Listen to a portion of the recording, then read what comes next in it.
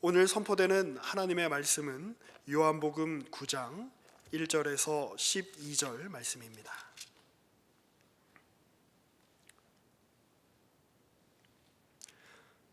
신약성경 160쪽쯤에 있습니다. 요한복음 9장 1절에서 12절의 말씀을 받들어 읽겠습니다.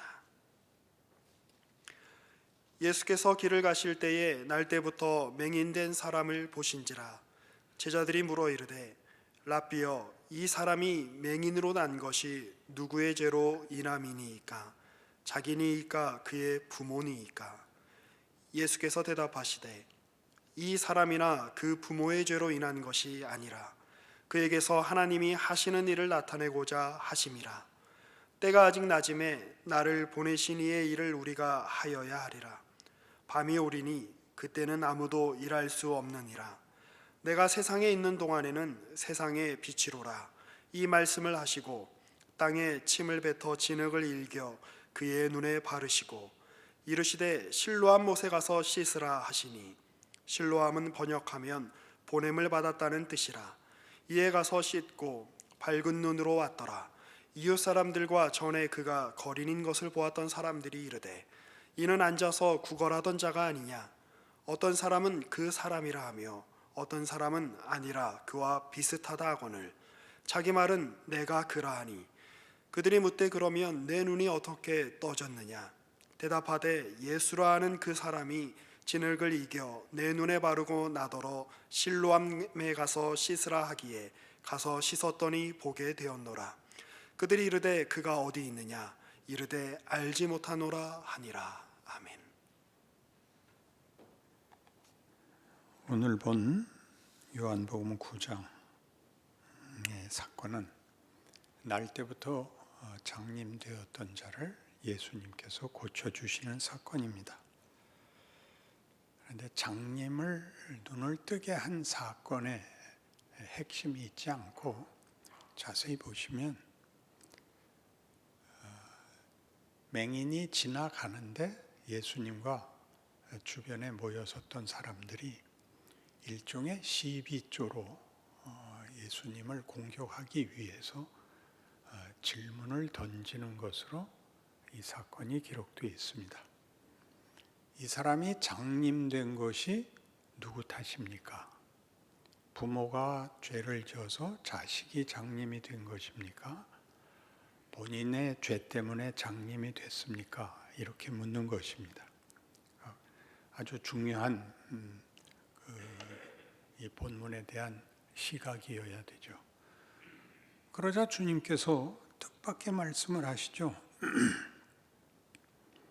3절에 예수께서 대답하시되 이 사람이나 그 부모의 죄로 인한 것이 아니라 그에게서 하나님이 하시는 일을 나타내고자 하심이라, 이렇게 됩니다.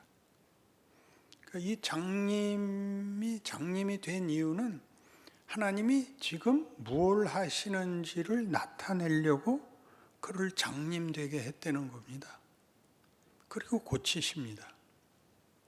그러니까 장님이 있어야 보게 하는 기적이 가능하죠. 그러니 이 장님은 하나님이 장님의 눈을 뜨게 하실 수 있다는 걸 위해서 장님으로 태어났어야 되는 것입니다. 우리로서 약간 의아롭지 않아요? 하나님이 자기를 증명하기 위해서 누구에게 불이익을 혹은 불행을 줘야 된다라고 얼핏 생각이 들게 마련인데 조금 더 살펴봐야 됩니다. 고린도후서 4장에 의하면, 제가 먼저 읽겠으니까 들으시죠. 고린도후서 4장 5절에서 7절. 우리는 우리를 전파하는 것이 아니라 오직 그리스도 예수의 주 되신 것과 또 예수를 위하여 우리가 너희의 종된 것을 전파함이라. 어두운데 빛이 빛이라 말씀하셨던 그 하나님께서 예수 그리스도의 얼굴에 있는 하나님의 영광을 아는 빛을 우리 마음에 비추셨느니라. 우리가 이 보배를 질그릇에 가졌으니 이는 심히 큰 능력은 하나님께 있고 우리에게 있지 아니함을 알게 하려 함이라. 그러니까 재창조를 하신다 그 말이죠. 창조 때 어두움에 빛이 있으라 하자 빛이 생겼던 것처럼 지금 우리 마음에 그리스도 예수 얼굴에 있는 하나님을 아는 빛을 지금 비추시는 일을 이 장님을 고침으로써 하나님이 지금 뭘 하고 계시는가를 나타내려고 그를 장님 되게 했다는 겁니다. 끝까지 이 질문이 따라다닐 텐데 그렇지만 그 사람은 억울했을 것 아닙니까? 여기서 장님은 예수를 믿기 전에 모든 사람이죠. 여기서는 이 내용을 증거하기 위해서 보이지 않는 장님에서 보는 눈을 뜨는 일로 사건이 벌어지지만 따지고 보면 우리 본문 요한복음 9장 39절에서 이렇게 되어 있어요. 예수께서 이르시되 내가 심판하러 이 세상에 왔으니 보지 못하는 자들은 보게 하고 보는 자들은 맹인이 되게 하려 함이라 하시니 예수께서 바리새인 중에 예수와 함께 있던 자들이 이 말씀을 듣고 이르되 우리도 맹인인가? 예수께서 이르시되 너희가 맹인이 되었더라면 죄가 없으려니와 본다고 하니 너희 죄가 그대로 있느니라. 이렇게 해서 이 사건이 만만한 사건이 아닌 것을 보이고 있습니다. 이 실로암 사건은 몇 번 더 그 내용의 깊은 것을 나누어서 우리가 은혜를 받아야 되지만 오늘 바로 이 도입부에 나오는 그가 장님으로 있게 된 것은 어떤 처지였을까? 예수님께서 그의 눈을 뜨게 하기까지 그의 생애는 어떤 의미와 어떤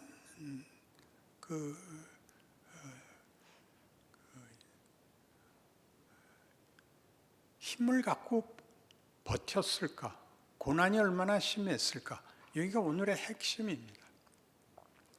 왜냐하면 믿지 않는 자는 장님이고 믿으면 눈이 떠져서 예수를 보게 되면 그 이후로는 아무 일도 없는 것이 아니라 눈이 뜨이고 하나님을 알고 난 후에도 우리의 인생은 마치 눈을 뜨기 전에 볼 줄 모르고 생각할 줄 모르고 헛디디고 원망하고 하는 생애들을 살아오고 있기 때문에 성경이 지금 얘기하는 이런 사건을 통해서 설명하고 있는 재창조가 구원을 얻었고 확신이 있고 천국 가고 이렇게 간단한 문제가 아니라 예수를 만나기 전에는 그저 총체적으로 하나님 모르는 자로서 알던 모르던 불행한 시절을 살고 예수를 믿고 알면 알고 명예롭고 살 수 있으나 거기서도 만족스럽지 못한 삶을 사는, 그래서 늘 돌아보아 내 과거가 그래서 오늘 현재에도 내가 그 상처와 그 아픔 때문에 고생을 한다 하는 식의 한탄들을 오늘 이 본문이 해결해 줄 수 있을 줄로 믿는 것입니다. 모세는 잘 아시는 대로 자신의 신앙적인 결단과 죽음을 각오한 헌신으로 봉기하지요. 40세에. 그러나 하나님께서 응답하시지 않아서 그는 40년간 미디안 생활을 해야만 했습니다. 모든 것을 잊고 살았을 때 그는 양떼를 치러 호렙산까지 갔다가 거기에 떨기나무에 붙는 불을 보게 되죠. 불이 나무에 붙었는데 나무가 타질 않습니다. 불은 혼자 타고 있습니다. 가까이 그 광경을 보러 가자 소리가 납니다. 모세야, 모세야, 네가 선 것은 거룩한 땅이니 네 발에 신을 벗어라. 이렇게 됩니다. 그리고 이렇게 말씀하시죠. 하나님이 이르시되 이리로 가까이 오지 말라. 네가 선 곳은 거룩한 땅이니 네 발에서 신을 벗으라. 또 이르시되 나는 네 조상의 하나님이니 아브라함의 하나님, 이삭의 하나님, 야곱의 하나님이니라. 모세가 하나님 배웁기를 두려워하여 얼굴을 가리매 여호와께서 이르시되 내가 애굽에 있는 내 백성의 고통을 분명히 보고 그들이 그들의 감독자로 말미암아 부르짖음을 듣고 그 근심을 알고 내가 내려가서 그들을 애굽인의 손에서 건져내고 그들을 그 땅에서 인도하여 아름답고 광대한 땅, 젖과 꿀이 흐르는 땅, 곧 가나안 족속, 헷 족속, 아모리 족속, 브리스 족속, 히위 족속, 여부수 족속의 지방에 데려가려 하노라. 이렇게 됩니다. 이 큰 사역, 이 웅장한 하나님의 일을 하기 위해서 하나님이 모세를 부르시는데 그 부르는 바로 직전까지 모세는 뭐 하고 있었냐면 그가 바로 궁에서 자란 것과 자기 민족을 위하여 끓던 피로 헌신하고 간구했던 모든 것을 접어놓고, 그래서 언젠가도 그렇게 설명했죠. 그때 미디안에서 난 자기 아들 이름을 뭐라고 줬다고요? 낙동강 오리알이었잖아요. 게르솜, 이방인의 아이. 그는 다 잊었습니다. 심지어 게르솜에게 할례도 베풀지 않습니다. 이 큰일, 내 백성의 신음소리를 듣고 내가 내 백성을 구원하여 이 땅에서 벗어나 젖과 꿀이 흐르는 땅으로 데려가겠다라는 이 웅대한 일을 준비하셨고 시키시려고 하면 준비했어야 할 거 아니에요.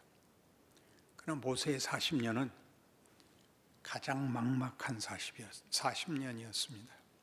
하나님이 아무런 징조도 아무런 어떤 암시도 나타나지도 말씀하시지도 않았던 그 40년, 그리고 지금도 시내산에 부름을 받고 오거나 기도하러 온 게 아니라 양떼를 따라 양들이 한 군데 모여서 풀을 먹기 시작하면 다 먹어치워서 새로운 곳 풀이 많은 곳으로 옮겨가다가 기다리던 하나님을 만난 거죠. 누가 기다린 거예요? 하나님이 기다렸죠. 스데반의 설교 사도행전 7장에 의하면 이렇게 됐어요. 때가 참에 하나님께서 모세를 부르사, 때가 참에라는 것, 그 때가 우리가 알고 있는 각오를 하고 집중하고 준비를 하고 하는 것들로 차여 있지 않고 버려둔 것 같고 외면당하는 것 같고 아무것도 아닌 것 같은 버려진 상태에서 느닷없이 하나님이 등장하여서 자 가자 이렇게 된다는 거죠. 장님된 세월입니다. 우리 모두에게 반복해서 일어나고 하나님이 이 길로만 그의 백성을 인도하십니다. 바울의 경우는 여러분 더 잘 알죠. 바울은 어떻게 부름받았는가? 갈라디아서 1장 11절 이하에 이렇게 되어 있습니다. 형제들아, 내가 너희에게 알게 하노니 내가 전한 복음은 사람의 뜻을 따라 된 것이 아니니라. 이는 내가 사람에게서 받은 것도 아니요 배운 것도 아니요 오직 예수 그리스도의 계시로 말미암은 것이라. 내가 이전에 유대교에 있을 때 행한 일을 너희가 들었거니와 하나님의 교회를 심히 박해하여 멸하고 내가 내 동족 중 여러 연갑자보다 유대교를 지나치게 믿어 내 조상의 전통에 대하여 더욱 열심히 있었으나 그러나 내 어머니의 태로부터 나를 택정하시고 그의 은혜로 나를 부르시니가 그의 아들을 이방에 전하기 위하여 그를 내 속에 나타내시기를 기뻐하셨을 때 내가 곧 혈육과 의논하지 아니하고 또 나보다 먼저 사도된 자들을 만나려고 예루살렘으로 가지 아니하고 아라비아로 갔다가 다시 다메섹으로 돌아갔노라. 사도 바울에게서도 그의 사역은 중요한 중간에 단절이 있지요. 그는 예수 믿는 자들을 핍박했고 예수를 부인했고 거부했고 분노했습니다. 모태로부터 택정한 이방의 복음을 위한 하나님의 대사도로 준비됐습니다. 그러나 그의 생애는 마치 오늘 사건과 같이 장님이었던 것처럼 그 일을 방해하는 자, 스데반을 죽인 자로 그의 생애를 삽니다. 그리고 다음에 도상에서 느닷없이 사울아 사울아 네가 왜 나를 핍박하느냐 할 말이 있죠. 하나님 느닷없이 아무 징조도 없이 나한테 아무것도 안 하시다가 이제 갑자기 와서 왜 이렇게 화를 내세요? 그럴만하게 그렇게 전복적으로 그의 생애가 뒤집어집니다. 우리는 이 앞부분이 하는 일, 여기에 우리가 관심을 보여야 됩니다. 왜요? 우리는 이 앞부분에 훨씬 더 많이 남아 있습니다. 부름을 받았으나 그 앞부분이 우리에게 큰 상처가 되는데, 왜 상처가 되냐면 부름을 받은 인생이 형통하지 않기 때문에 그렇습니다. 그것이 다 과거에 내가 좀 더 일찍 믿었더라면, 더 잘 믿었더라면, 더 잘했더라면과 혼합이 되어서 지금의 고통은, 지금의 어떤 무능은 다 과거 탓이다가 되죠. 성경은 그렇게 얘기하지 않습니다. 사도 바울이 이 가졌던 전반부 생애가 그에게 어떻게 작용하느냐 하면 나는 쓸모없는 자였다. 내 존재에서 쓸모있는 것이 있다면 예수를 알게 된 것뿐이다. 나는 옛날에 못났을 때 그때 죽었어야 맞다. 나는 안 태어나는 게 맞다. 그러나 하나님이 이 아무것도 만들 수 없는 자에게 예수를 줬기 때문에 나는 겁날 게 없다. 죽어도 된다. 그의 앞에 생애가 그에게 세상이 말하는 어떤 시험과 유혹을 다 극복하는 조건과 기억으로 남게 됩니다. 여러분이 준비해야 된다고 믿는 것은, 그거는 기독교에서는 이 전복과 부활이라는 이 돌연한 하나님의 일하심의 기적, 은혜의 크기에서는 이 과거가 우리를 손해보게 하거나 우리를 자책하게 만들어서 주저앉게 만드는 조건이 될 수 없다는 것을 명심해야 됩니다. 그래서 심지어 로마서 11장에 의하면, 로마서 11장 25절 254페이지입니다. 이 무시무시한 사도 바울의 고백을 들어보십시오. 형제들아, 너희가 스스로 지혜있다 하면서 이 신비를 너희가 모르기를 내가 원하지 아니하노니, 이 신비는 이방인의 충만한 수가 들어오기까지 이스라엘의 더러는 우둔하게 된 것이라. 그리하여 온 이스라엘이 구원을 받으리라. 기록된 바 구원자가 시온에서 오사 야곱에게서 경거하지 않은 자를 돌이키시겠고, 내가 그들의 죄를 없이 할 때 그들에게 이루어질 내 언약이 이것이라 함과 같으니라. 복음으로 하면 그들이 너희로 말미암아 원수된 자요, 택하심으로 하면 조상들로 말미암아 사랑을 입은 자라. 하나님의 은사와 부르심에는 후회하심이 없느니라. 너희가 전에는 하나님께 순종하지 아니하더니 이스라엘이 순종하지 아니함으로 이제 긍휼을 입었는지라. 이와 같이 이 사람들이 순종하지 아니하니 이는 너희에게 베푸시는 긍휼로 이제 그들도 긍휼을 얻게 하려 하심이라. 하나님이 모든 사람을 순종하지 아니하는 가운데 가두어 두심은 모든 사람에게 긍휼을 베풀려 하심이라. 하나님이 그의 복음을 전 세계에 전하기 위하여 이스라엘 보고 미련하라 그랬대요.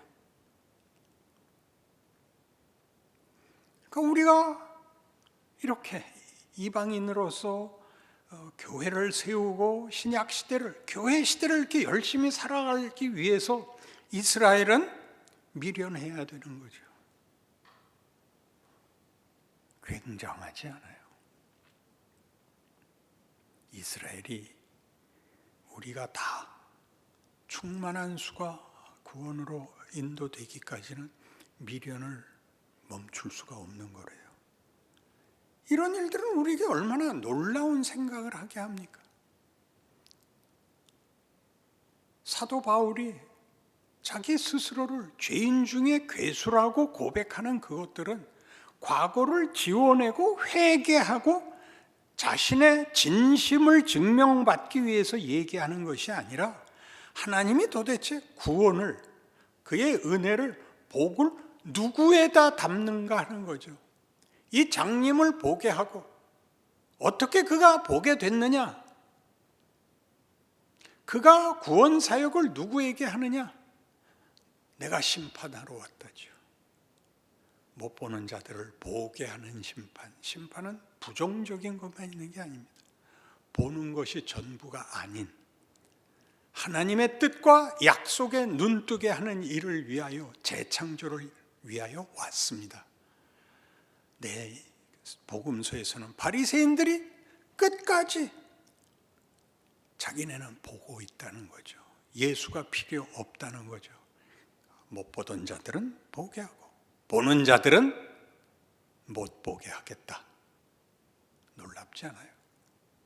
보고 났으면 그래서 그의 과거가, 혹은 보고 난 다음의 생애에서도 우리 마음에 걸리는 여러 불만들, 그게 일을 한다는 걸 알아야죠. 그게 일을 한다고요.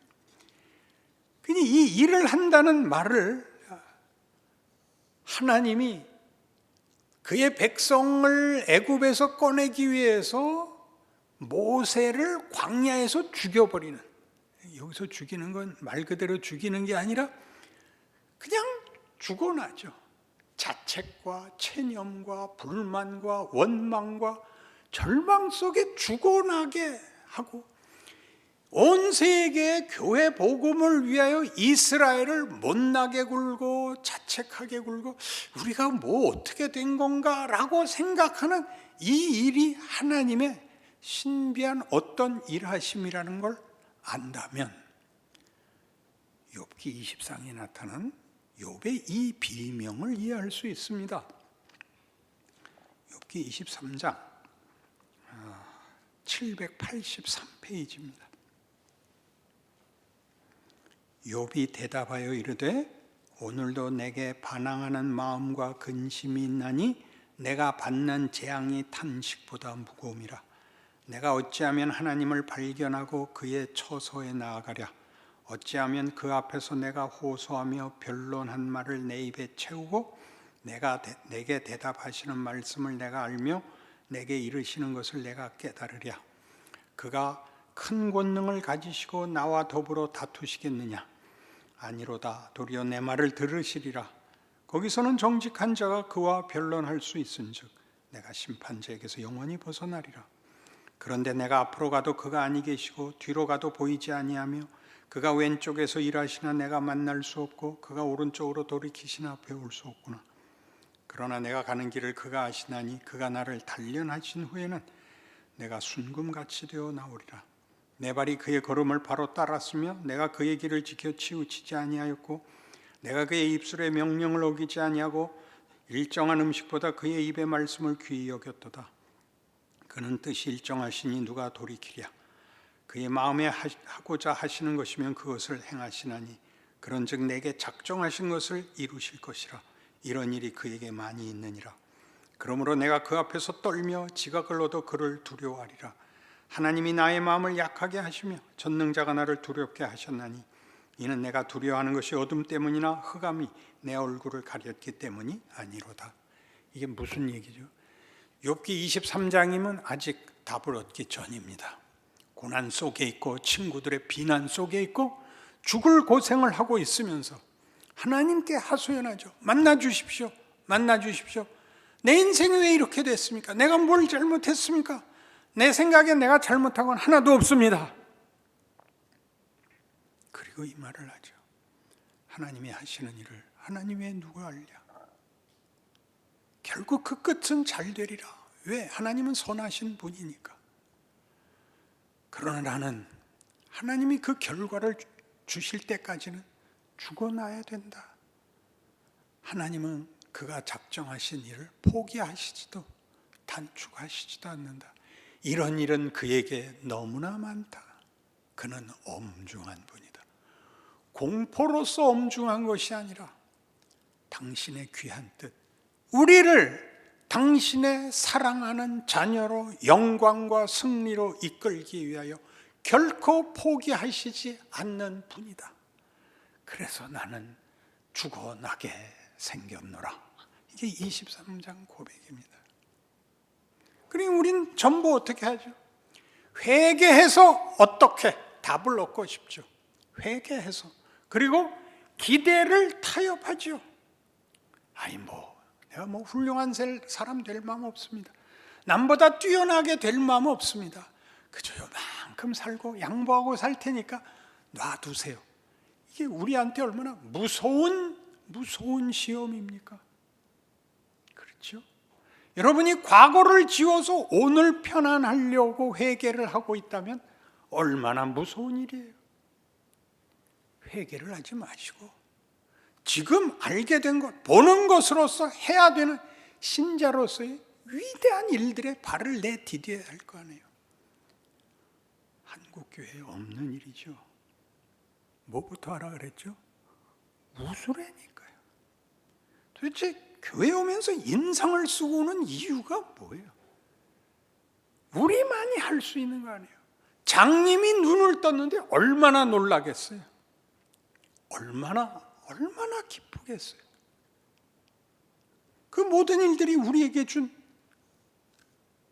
오늘 성경이 말하는 너희가 얻은 구원과 너희가 얻은 이 기적이 너희 과거로 인하여 영향받지 않는다.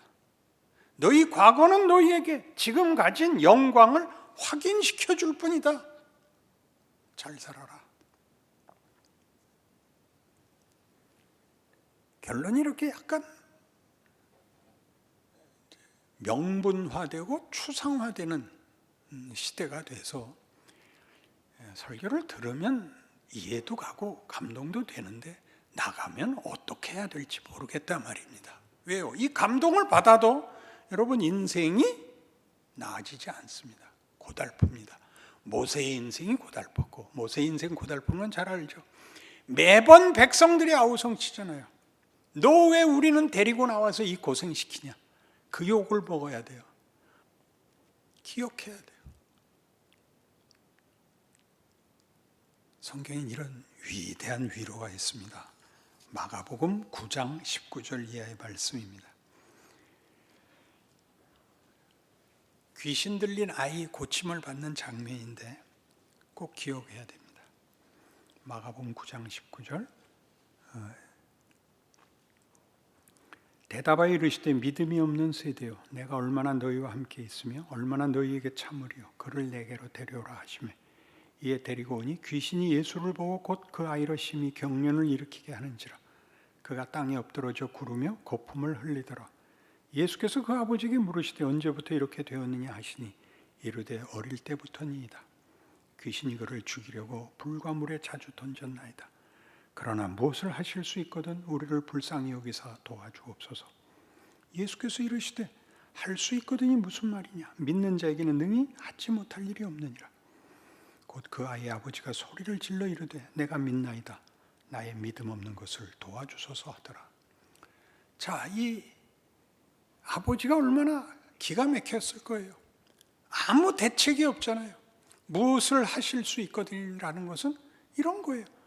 조금이라도 도움이 될 만한 일을 하실 수 있는 거라면 뭐든지 좀 해주십시오. 그러자 예수님 뭐라 그랬다고요? 할 수 있거든이 무슨 말이냐? 아무거나라고? 야, 몽땅다. 네 기대보다 더 큰 걸.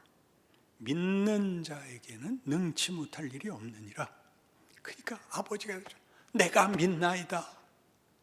그 다음 말을 기억하셔야죠. 나의 믿음 없는 것을 도와주소서.